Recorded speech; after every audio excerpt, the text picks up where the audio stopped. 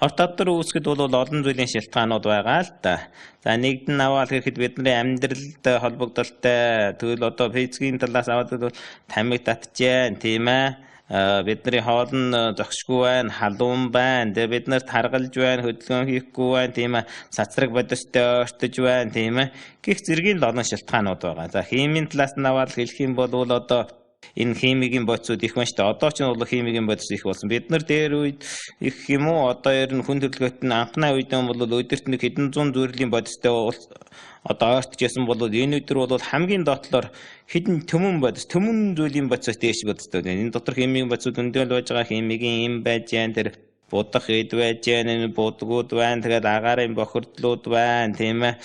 Тэгэл айрах тамхи тэгэл олон зүйл байна штэ тийм ээ. Дарчилсан ногоо хүртэл байна. Тэр кам дотор ч химийн бодис л байж л байна. Тэгэл энэ одоо химийн бодис ихтэй болсон агаартай их холбогдолтой. За тэгвэл цаашаа бол одоо бас одоо жижиг бичил амтангууд байдаг штэ. За вирусээс болоод илгнээс болоод ингээд яаж энэ вирусээс болоод энэ цаван хүзүүнээ хорт тавдар үүсэж जैन. За тэгээд удаан энэ өрөвслөө ингээд идэхгүй байгаа л бас нэг зүйлийн муу зочрол болоод ингээд цаашаа бас хорт тавдар үүсгэгдэ. За тэгвэл тэр мөөгөнцөр одоо тэр юун дотор байж та одоо энэ хоол хүнсүүд ингээд хөгзөрдөг. За энэ хөгзс чинь бол дотор нь бол тэр халуун оронд их байд юм да. Тэр будаа гурилууд одоо ийм юмнууд хөгзөрөх бол их аюултай. Эннээс бол хицээх хэрэгтэй. Ийм зүйлүүд байгаа. За тэгвэл одоо хүний биеийн дархлаагийн систем буурснаас болоод одоо хорт тавдруудыг нөхцөл олгож өгч जैन. Сэтгэл зүй бол их холбогдолтой. Сэтгэл зүйгээс бол яадаг гэхээр хүний сэтгэл зүй ингээд хөөрөлдөнд ороод юм уу одоо баяртай байх үед хүний дархлаагийн систем сайн болж байгаа. Хүн ингээд уурлаа гомдоод юм уу ийм сэтгэлийн дарамтанд байгаад багтаар хүний энэ дархлаагийн систем өвчнийг эсрэг үсгэгчний ажиллагаанд туйлын ихээр буурдаг гэж байгаа. Энэ үед бас нэг зүйлийн завшаан олгож байгаа байхгүй. Ингээд аажимдаа ингээд хорт тавдар үүсэж байгаа юм. За энийг одоо их анхаарах хэрэгтэй. Энийг бол бид нар бас өөрснөө их зохицуулж болох асуудлууд байгаа байхгүй. За тэгэл буруу хооллолтой асуудал, заавал тэр өндөр уургатай, заавал тэр өндөр шихэртэй, заавал тэр өндөр өөхтэй, дээрээс нь шаран, түлэн, тийм ээ, утан тэгээд олон зүйлийн аргууд байна. Энэ аргууд одоо хүний биед юм. Тэгээд үйлдвэрлэлийн аргаар одоо хоол хүнс тэр ширхлийг багтай хоол хүнс идэх. За ингээл одоо амьдралын талгаад өчнөндөө орж ирж байгаа байхгүй.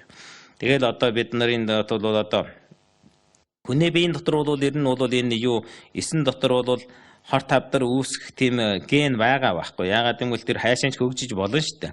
Гэвч энэ ген нь бол энгийн үед барахтаа бол одоо сэрж ажиллахгүй шүү дээ.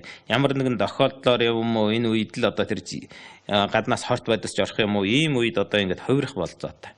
За тэгээд одоо хүн хөгшрөлт үүснэ шүү дээ. Хөгшрөлт үүсгэхдээ бүх юм одоо ингээд уруугаан явж байгаа. Ер нь хүний хөгшрөлтийг бол 25-аас эхэлж гин гэж үзэж байгаа юм л да.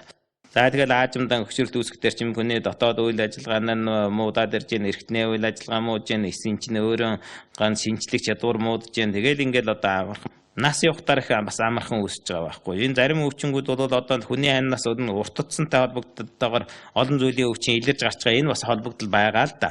За тэгээд настай хүн болгон юм олон гэсэн байхгүй. Харин настай хүн бол нэг хэсэг хугацаанд бол өөрийн биеийн сайн авж явдаг байхгүй. Залуу улсууд чинь авж явах. Одоо ерөн сүүлийн үед чинь тэгээд энэ настай чуудын өвчнүүд, энэ баян эрхэм өвчнгүүд байна, хорт тавдарчил байна. Энэ өвчнгүүдийн залуучууд болоод эхэлсэн шүү дээ. За ийм болохоор энийг их анхаарах хэрэгтэй. Энэ голдуу бид нарын амьдарж байгаа орчин өөрийгөө зөв авч явж байгаа талд л холбогдож байгаа байх гэж бодож байна да. За баярлалаа.